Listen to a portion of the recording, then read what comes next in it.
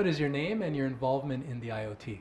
My name is Jamie Smith. I'm the Director of Embedded Systems at National Instruments, and I get involved in a wide range of control and measurement systems that are common in the industrial Internet of Things. And how long have you been involved in the Internet of Things? Well, the first time I heard the term Internet of Things was about 7 or 8 years ago, maybe even a little bit longer. There's a lot of great research coming out of UC Berkeley around low-powered wireless sensor networks, and our company was used in helping them research these systems. And we were asking the questions, how are these types of systems going to impact our business, impact our customers, and really impact the world? And really one of the first instances of these low-cost wireless sensors was in tire monitoring. So people were putting pressure sensors in tires, and that was pretty new about a decade ago or a little bit longer. Yeah. So you've been using the term for a while. You've been seeing it, but when was it that it kind of came to you, your aha moment where it was like, oh, there's something here. This is going to change. This is going to change things.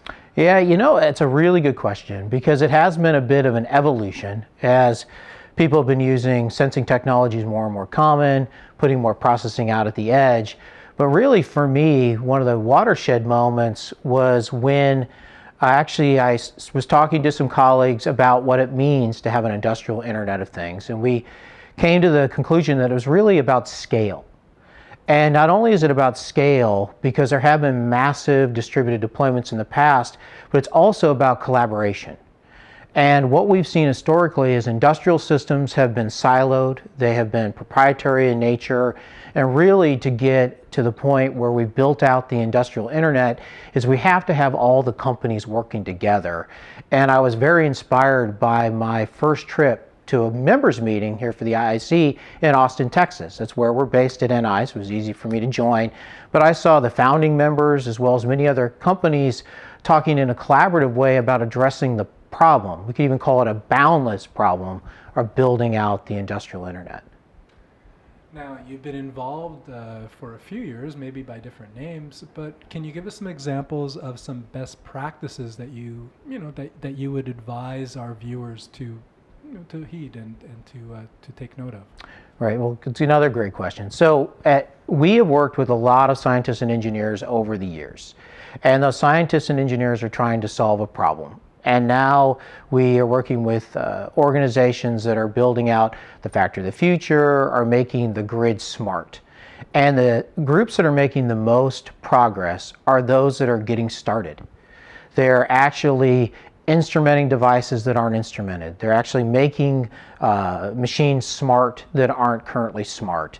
And then learning from their initial steps and then moving on to the next steps.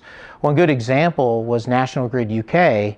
They were having some challenges with having both traditional power as well as having renewable power on the same grid, and they were flying blind. They didn't know what was causing the problems and where those problems were occurring. So the first thing they needed to do was deploy a bunch of measurement systems out at substations to learn. And once they began to learn about the high harmonics that were happening on the grid, they're able to address them. And it seems fairly straightforward. You got to measure it before you can fix it, but it's what you have to do. And so again, my advice is don't wait, get started. And what would be a good first step, to get started? Well, I think that what you need to do is take a look at the assets you have, the key components you have in your industry, determine, can you instrument those things to make measurements and get more information from them? Do you have disconnected machines that aren't communicating with each other? Are you not pulling back information into your enterprise? Start asking both those technical and business questions. What are your biggest problems? And then work with maybe some of the member companies to help you solve them. Well, speaking of the IIC, why is it that why did your company join?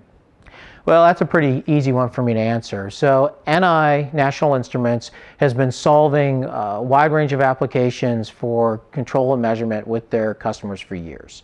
And we want to be involved in organizations that are open and support collaborative solutions to problems. And when we were approached to join the IIC, we did some learning about it. We attended a member meeting, and it was a no-brainer for us to get involved. The culture of the IIC, as well as this problem that is being addressed of making machines and systems as well as people connected to solve real technical and business problems, is exactly what we want to do. Now, how is NI getting involved in the consortium?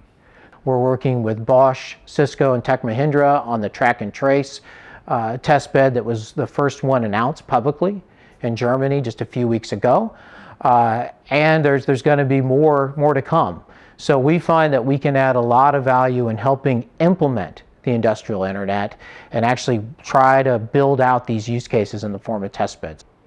So you're giving, what are you looking to get from the consortium? What we're looking to get from the consortium? Well, you know, when Joe Salvo got up in front of the members and said that we're not about standards here at the IIC, we're about creating real value in the marketplace, that's ultimately what we want to do. We want to help engineers solve hard problems and really improve everyday life, create value, and help move technology forward. So if we can be involved from a technical and business perspective, helping scientists and engineers solve these problems, we're going to be thrilled.